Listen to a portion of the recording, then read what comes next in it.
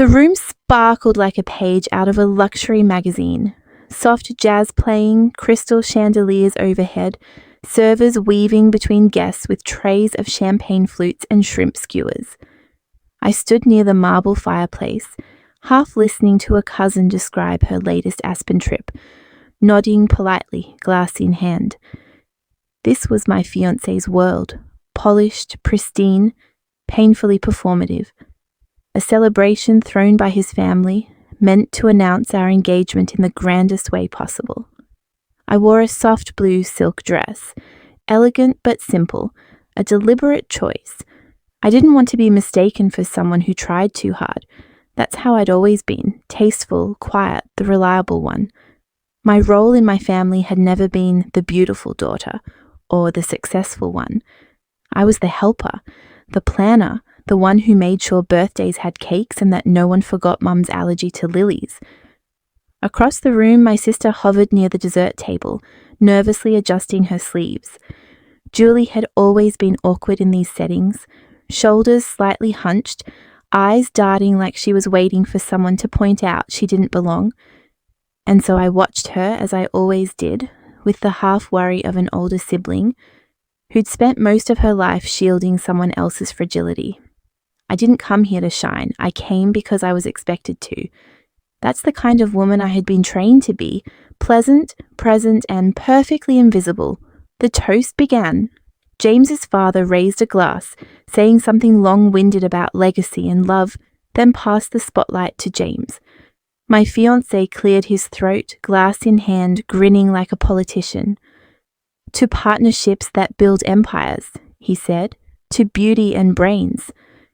Then it happened. As he lowered his glass, Julie stepped forward, bless her, trying to set down her wine. Her elbow knocked the edge of the table, and the deep red liquid flew straight onto his mother's ivory Chanel dress. The gasp in the room was instant.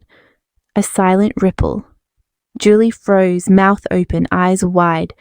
I instinctively moved toward her, but before I could say anything, James chuckled, loudly. And then louder, like he needed everyone to hear him. Well, he said, pausing for effect, I guess clumsiness runs in the family. Cheap wine, cheap people. Laughter, nervous, scattered, the kind that fills space when people don't know what to do. I stood there, stiff. Julie looked like she'd just been slapped. Her eyes glassed over. She reached for a napkin, fumbling to clean a mess that wasn't hers to fix. My chest burned, not because of the wine, not because of the laughter, but because I'd seen this movie before. Years ago, someone had embarrassed me in front of a crowd, called me forgettable at a fundraiser. I'd smiled through it, swallowed the insult, said nothing. I'd promised myself I'd never do that again. Now here I was, frozen. I scanned the room. No one, spoke up for us. Not my parents, who stood near the piano pretending to sip wine like nothing happened. Not even my mother, who turned to me with a shrug and said, "He was just joking. You're too sensitive." Too sensitive. Sometimes the silence from your own people hurts more than screams from strangers. Julie dabbed her eyes, careful not to ruin her makeup. She didn't meet my gaze, didn't need to. I already knew the flavor of her shame. We'd grown up eating it with dinner. I smiled weakly, nodded at the guests, still pretending to converse like nothing had just cracked wide open. My face was calm, my hands folded, but inside something shifted. I stepped outside onto the back patio where the garden lights danced across a manicured lawn. I needed air, or maybe I just needed space from the mask I'd been wearing all evening. I thought about every time I'd been asked to dim so others could shine, about the years I stood behind James, helping him polish business decks at midnight, skipping sleep, smoothing his sentences, sharpening his arguments. Every word he'd pitched to land that $9.5 billion deal had passed through my fingertips. First, this wasn't about a spilled drink. It was about watching a man mock your blood and still expect your hand in marriage. A man who laughed at your pain in public wasn't worth being loved in private. I stared at the rose bushes, remembering how he used to leave post-it notes on my windshield. "You're brilliant," they used to say. "Couldn't do this without you." Now I was the punchline in a room full of people I'd never called friends. I didn't cry, I didn't break, I just stood still and I seethed. When I walked back inside, nothing had changed. People still danced, champagne still flowed. James stood near the bar, charming someone's aunt, his laugh rising above the music, like nothing had fractured. I walked past the dessert table, past Julie, who gave me a weak smile. I didn't return it. Instead, I picked up my clutch and moved toward James. He turned to me with a smirk, like I was just another guest to entertain. I leaned in close enough for only him to hear. Whatever I whispered wiped the smile off his face, just like that. And then I stepped back. Sometimes silence is power, but tonight I chose a different weapon. The morning light spilled through the blinds, thin and pale. I lay there, awake before the alarm, staring at the ceiling of my condo. The air was still, no clinking glasses, no murmurs of polished guests, no jazz humming in the background. Just me, alone and silence. Bits and pieces of last night played out like a fractured film reel. The wine, the laughter, James's smirk, Julie's watery eyes, my whispered words. I could still see his expression shift, an echo of satisfaction fading into confusion. That was the moment I knew I wasn't going to be anyone's stepping stone again. I sat up, pulled the hair tie from my wrist, and twisted my hair into a bun. No tears, no dramatic gasp, just clarity, plain and sharp. I didn't need a therapist to name this feeling. I'd felt it before. The last time someone insulted me in front of people I loved, and I laughed along to keep the peace. But this time was different, final. I walked over to my desk. It was tidy, as always, color-coded folders, neatly stacked documents, an unopened envelope addressed to our LLC. My fingers skimmed the surface of the desk, like muscle memory.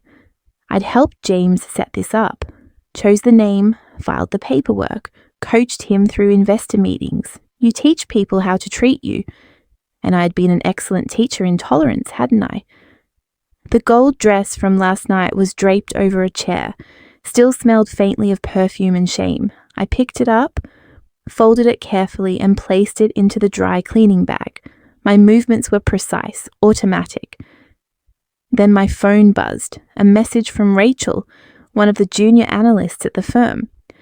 "Hey, just wanted to confirm, did you approve the revised filing for the new holding under James's name? Looked like it used to list you as co-owner." I stared at the screen, stomach tightening. I opened the folder marked JV Lunatech. There it was, a copy of the filing. My name had been on the original. Now it was gone. No mention, no signature request, no notification. I flipped to the next tab. Another document signed just last week. Transfer of interest, stock movement, everything now under his name. The silent partner made silent, legally. It wasn't just wine spilled on my dignity last night. It was ink spilled on my future. I held the folder tighter, knuckles whitening. This wasn't incompetence. This was calculated. Done while I was in the room under the guise of affection, over dinners where we toasted to our success. The rage didn't come like a flood. It came like a tide, rising slow, sure, and inescapable. I took a deep breath. Not yet. Don't scream. Don't cry. Not now. First, understand what's been done, then decide how to respond. The phone rang. Julie, I hesitated, then answered. "Hey," she said, trying to sound casual. "Are you okay?" There was a pause. "I mean, about last night. He was just joking, you know. Mum said..." Well, you know how she gets. My silence stretched. Look, I talked to James's mum this morning. She's willing to smooth things over if you don't make a scene. A beat. I could feel it coming. She also said the internship is still on the table. For me, I didn't want to tell you earlier, but it's a big opportunity. I really need this. You accepted it weeks ago, didn't you? I asked quietly. A pause, too long. Julie, I said. "I don't care about the dress or the joke. I care that you stood beside them while they laughed at both of us." "You're overreacting," she said a little too quickly. "He didn't mean it. We can't afford to lose him." There it was. When loyalty becomes a transaction, family stops being family. I ended the call before I said something I'd regret. Or maybe I already had by staying quiet for so long. I stood by the window for a long time. The sky was a cloudless grey, like it was trying not to get involved. 3 years ago, I believed in James. I thought he was driven, brilliant even. We'd built Lunatech from his tiny apartment floor, mock pitches, spreadsheets spread out, late-night ramen. I made decks while he slept. I fixed typos before he hit send. He called me his secret weapon. I thought that meant partner. Turns out it meant silent. I built him a ladder. He used it to climb over me. But today I wasn't grieving, I was cataloging. I walked back to my desk, pulled every file, spread them out on the dining table. Signatures, dates, deals. I connected them with red ink, like a crime board in a cop show. This wasn't rage anymore, this was strategy. No more playing nice, I'd been invisible long enough. I folded the cocktail napkin from last night, the one I'd kept in my clutch, into a small leaf and tucked it into my briefcase. I don't know why I did it. Maybe it was a reminder. A relic of the moment something in me snapped free. I picked up my phone. I wasn't calling Julie. I wasn't calling James. I was calling someone who owed me a favor. Someone with teeth. The text came just after 8 that morning. Cassian's mother, no greeting, no warmth. Just, "Brunch at 11, the Fairchild room. Let's discuss what happened." No signature, no "hope you're well." I sat at the edge of my bed for a moment, staring at it. She didn't expect me to come. That much was obvious. It was the kind of invitation that's more about posture than intention. Still, I got dressed. I chose a navy dress, elegant, clean lines, nothing flashy, a soft cream coat, hair pulled back, barely there makeup. Nothing about me begged for approval. I wasn't there to plead, I was there to observe. As I stepped into the restaurant, one of those high-ceilinged old money places, with polished marble and servers who pretend not to listen, I noticed the smallest things. No one helped with my coat, no one stood when I approached the table. They were already seated, his parents. His mother nodded once. His father didn't look up from the paper he was folding. I sat. She smiled thinly. "We thought it best to have a little talk, clear the air, so to speak." "I'm listening," I said. The waiter brought coffee. No one asked how I take it. Bitter, I thought, just like this table. "Your dress last night was bold," his mother said. "Not many would dare wear gold in a room full of donors." I wasn't trying to compete with anyone. "Oh, darling," she chuckled, "that's not what I meant." His father folded his hands. "Cassian is stepping into a legacy. There are expectations, a certain image." Silence. His mother leaned in, voice soft like silk hiding a blade. "You're intelligent, we see that, but not every seat at the table is meant to be filled by someone like you." That one landed. They smiled, as if we'd just agreed on something civil. Cassian didn't come, didn't even text to say he wouldn't. That said more than anything they could have thrown across this starched white tablecloth. I didn't respond, I didn't flinch. I just counted every word, every glance, and filed it away. This wasn't brunch. It was a performance, an ambush in pearls and cufflinks. Afterward, I walked out calmly, nodded at the valet, declined a ride, took a cab instead. The silence of the ride home gave me time to let their words sink, then float, then evaporate. Back at my office later that evening, I shut the blinds and pulled the files I'd been avoiding all week. I scanned old messages, reread contracts, searched for moments I once brushed off, Cassian refining my pitch decks, taking my talking points and presenting them solo. And then I saw it, an email thread I barely remembered. I sent him a market strategy draft. His reply had no edits, just, "Perfect, I'll pitch it Monday." The pitch he gave alone, he didn't want a partner, he wanted a prototype. Sharp, driven, presentable, but never present when credit was due. I remembered something my professor once told me when I was the only black woman in a room of 12 white interns. They'll ignore you first, then they'll take your work and smile while they do it. Don't let them confuse proximity for respect. I should have listened better. Love isn't love when it comes with an eraser to your name, and Cassian was good at erasing. But I wasn't gone. I opened a private folder on my drive labeled Backup Lunatech. I clicked through diagrams, term sheets, board notes. Then I started building my wall. I drafted a memo, flagged transactions, highlighted odd timestamps. The pattern was there, buried under charm and spreadsheets, but there. I called Leah, a friend at SEC Compliance, asked a few questions, left out names. Then I turned to Nadine, my assistant. Don't file this, I said, handing her the printout. Put it in the vault, encrypt it, top tier. She didn't ask why, just nodded. Back at my desk, I opened a blank notepad, wrote, Undoing Cassian. Pushed the tack through the paper, pinned it under my desk lamp.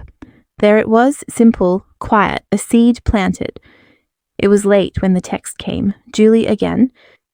Do you have Mum's heirloom ring? It's missing from the safe. I stared at the screen. My pulse didn't quicken, but something shifted in my gut.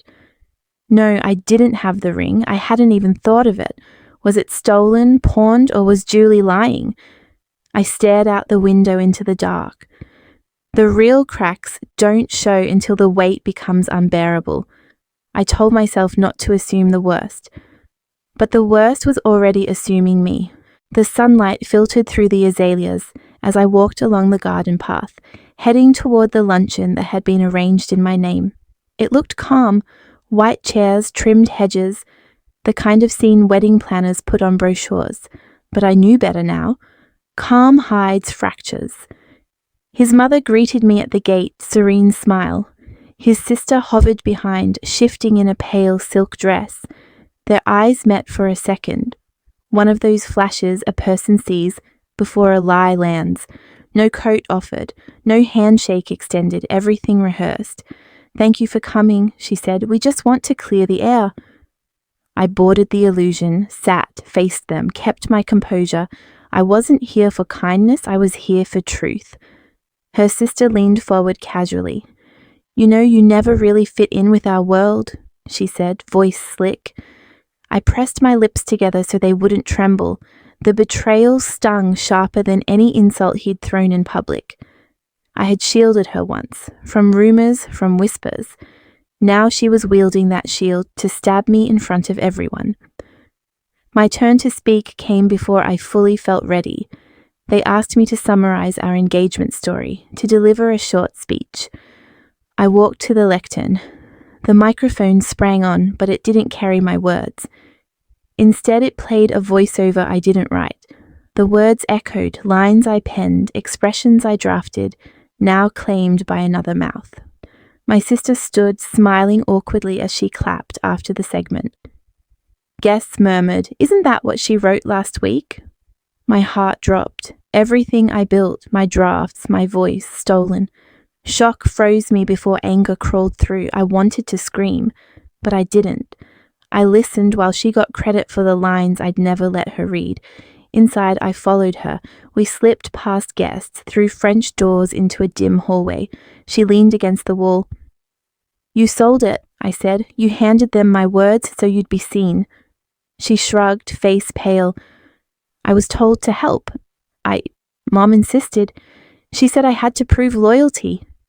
I feel tears gather. I swallow. "One doesn't stab someone and then complain when they bleed," I said quietly. She turned away. I didn't beg her to face me. I only needed to know I saw what she'd done, that I'd remember it. Evening came. At home, I opened my email archive. The original speech drafts, timestamps. Versions unchanged. I compared metadata. I traced edits. The pattern was clear. The theft was not accidental. It was choreographed. I overlaid a watermark, sent copies encrypted to board members, to Declan. I drafted a memo.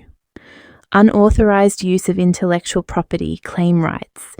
This wasn't rebellion, it was rightful defense. I didn't feel victorious yet, just certain.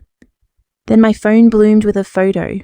Torn pages from my original speech scattered across Cassian's office desk. My breath caught. The image was too precise to be random.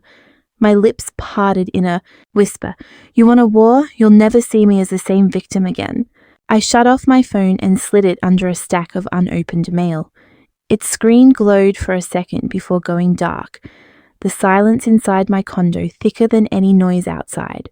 The blinds were closed. A faint sonata played from the old speakers in the corner, not because I wanted music, but because the empty sound kept my thoughts from spilling over.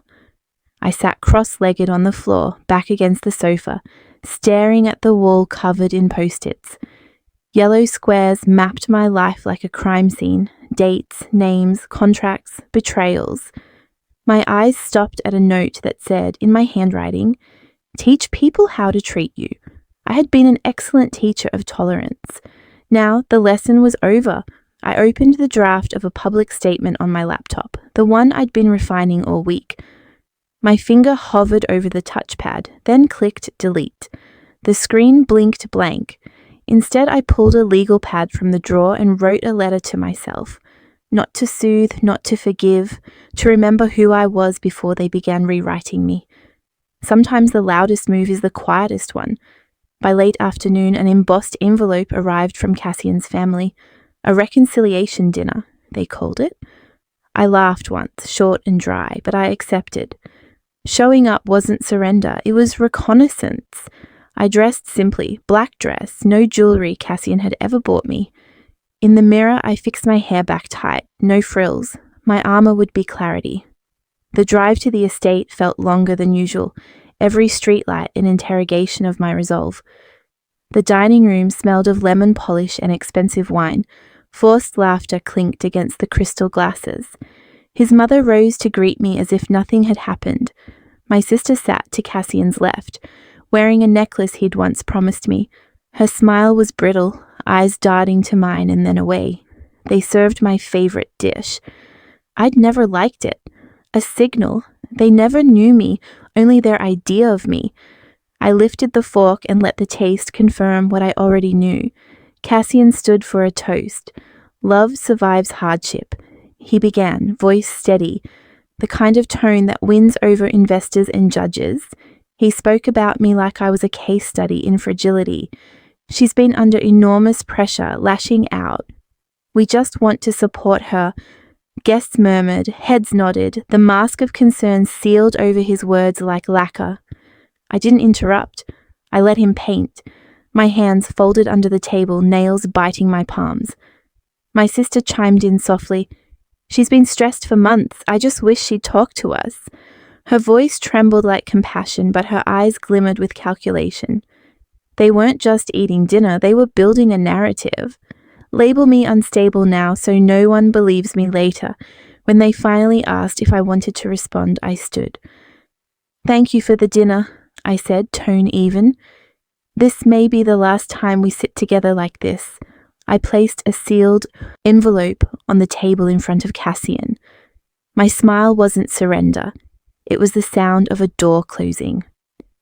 As I left, I bent down and hugged Maria, one of the long-time staff who used to confide in me when the family ignored her. "Keep everything you've heard tonight," I whispered. She nodded once, eyes wide. The envelope contained formal notices. My removal from the joint estate, a breach of NDA report, evidence lined like bullets. It would detonate without me saying a word. Back at my condo, night air seeped in as I opened the window. I breathed deep, the city hummed below like a distant storm. "They'll never see me coming," I said aloud to the dark. My phone vibrated on the counter, an unknown number, a text. "Meet me at the Four Seasons rooftop. I have what you're looking for." I stared at it, heartbeat slow and deliberate. If they wanted a storm, they'd picked the wrong sky. I woke before dawn, the sky still dark beyond the window. The condo was silent except for the low hum of the fridge. I sat cross-legged on the living room rug. eyes closed, breathing deep, palms resting on my knees. It wasn't meditation for peace, it was to still my hands from shaking. Today wasn't about revenge, it was about reclamation. On the coffee table lay my encrypted laptop. I opened it, the screen bathing me in pale light. A folder marked Orson blinked back at me. Inside, audio files, emails, spreadsheets, everything Cassian swore didn't exist. I scrolled slowly, forcing myself to read each line. The discrepancies between his public statements and these records were glaring. I felt my pulse rise, but kept my breath even. "I'm not seeking revenge," I whispered into the empty room. "I'm reclaiming what's mine." By 7, I'd drafted a press statement, timed for release in 48 hours. Not now. The timing mattered more than the message. Silence was still my weapon. Mid-morning, I met Orson at a small cafe on the edge of Midtown. No logos, no cameras.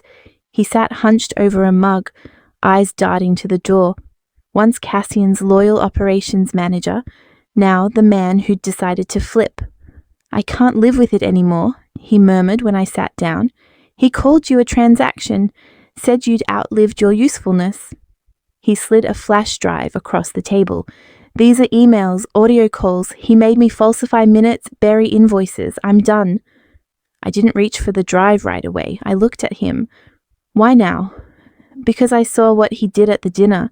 He's going to ruin you if you don't move first." His voice cracked on the last word. I took the drive, slipping it into my bag, and quietly hit record on my phone. "Say that again," I asked. He repeated the confession. My hands trembled, but not from fear.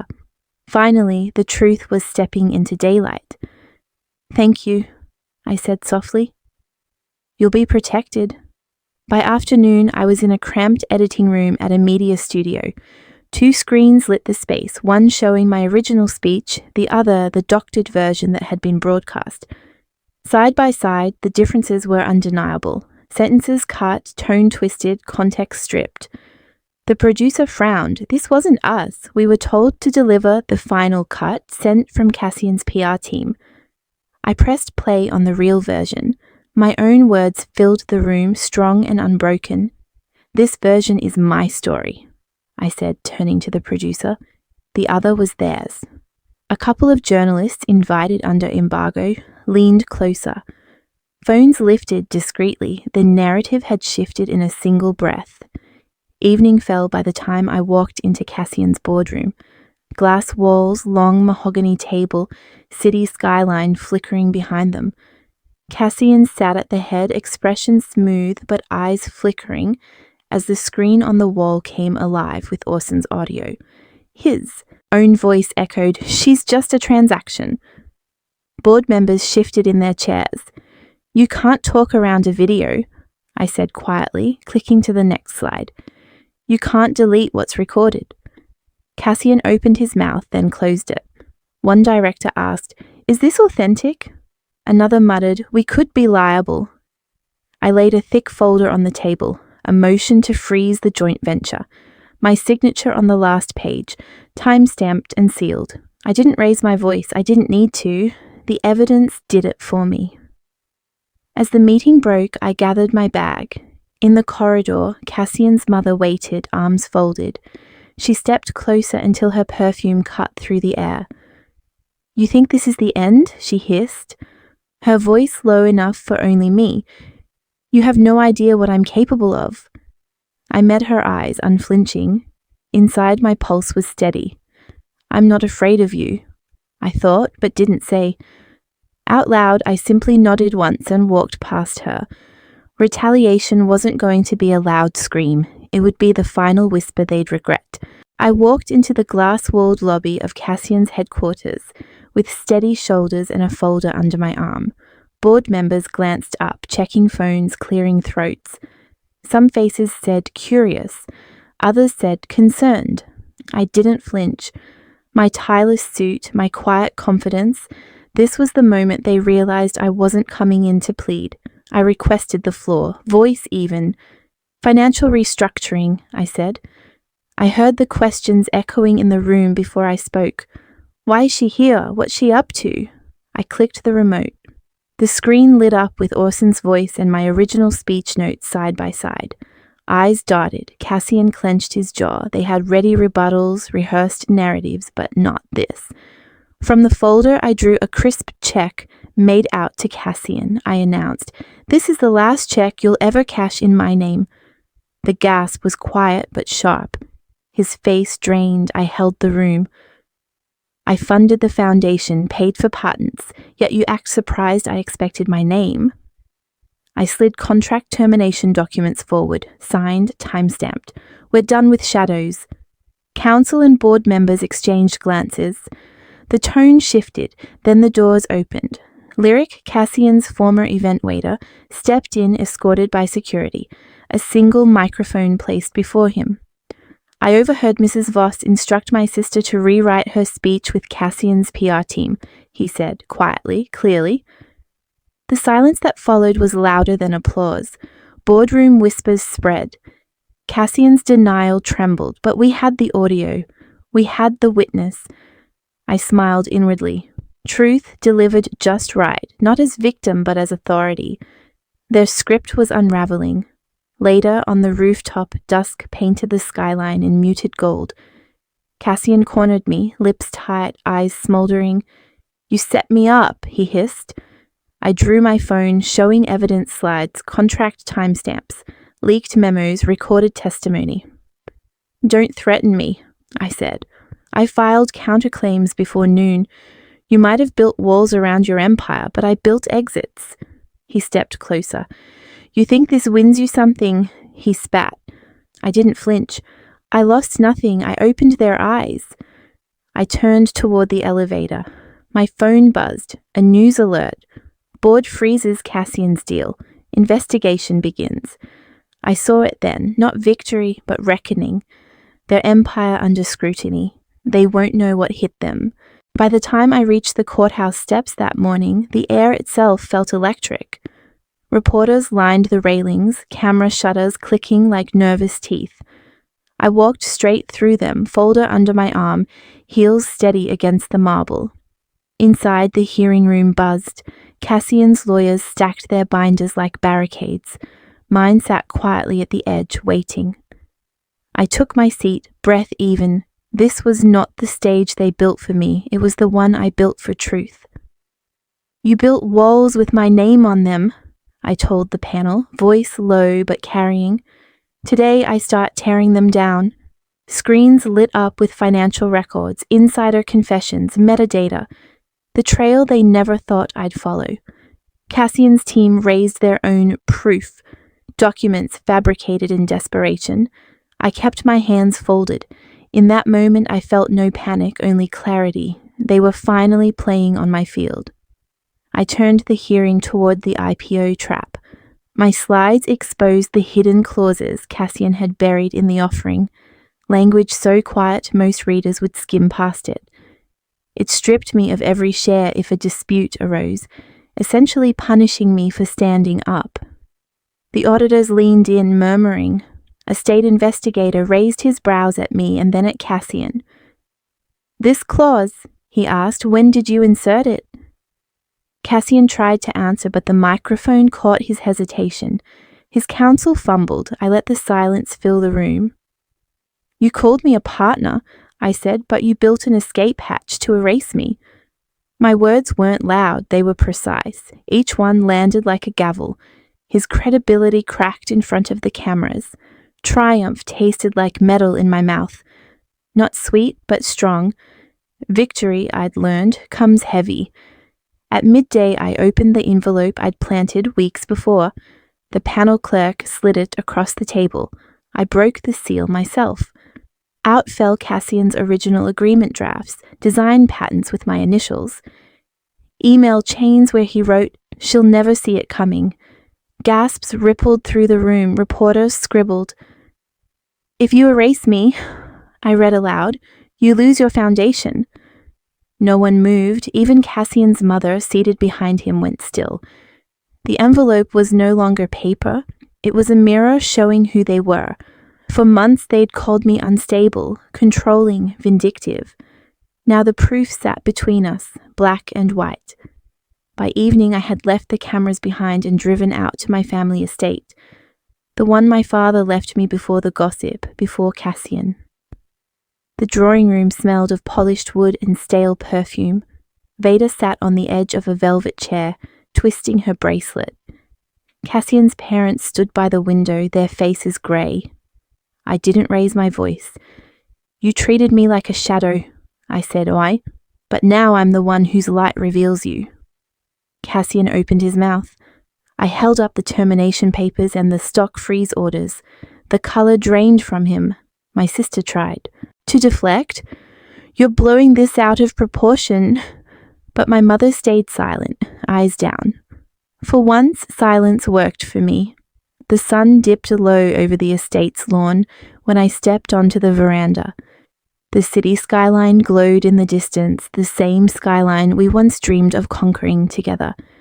They thought they controlled me. They tried rewriting me, but I'm rewriting them now. My phone buzzed. A headline flashed across the screen. Mint Sloan takes control of the narrative, Cassian's empire shaken. I slipped the phone into my coat pocket and watched the last light fade. The mornings here smell different.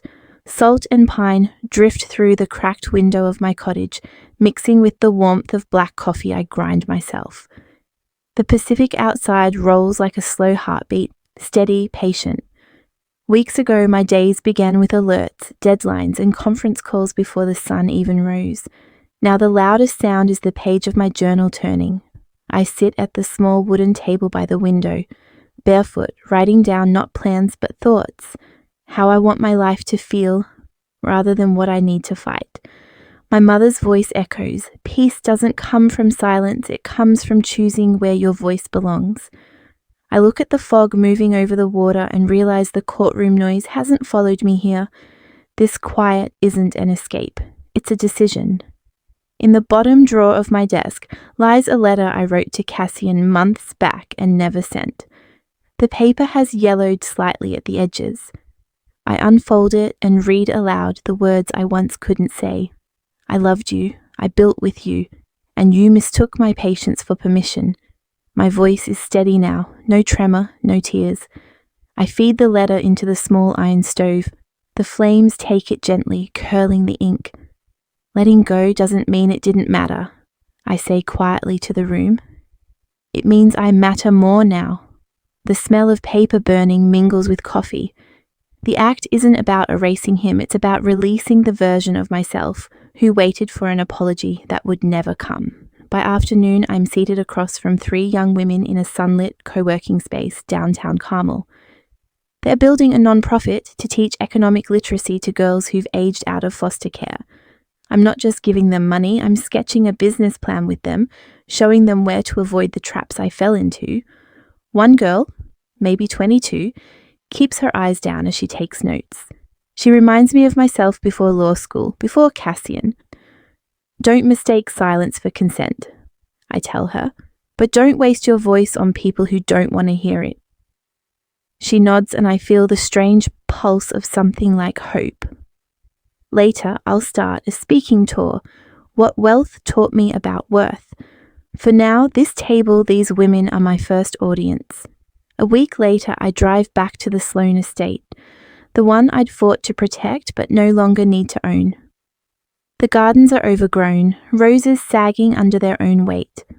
I walk through the halls taking only what feels like mine, a box of photographs, my mother's gardening gloves, a few handwritten notes tucked in cookbooks. No confrontation, no announcement. Veda's car pulls into the driveway just as I'm loading the last box into mine. I don't wait.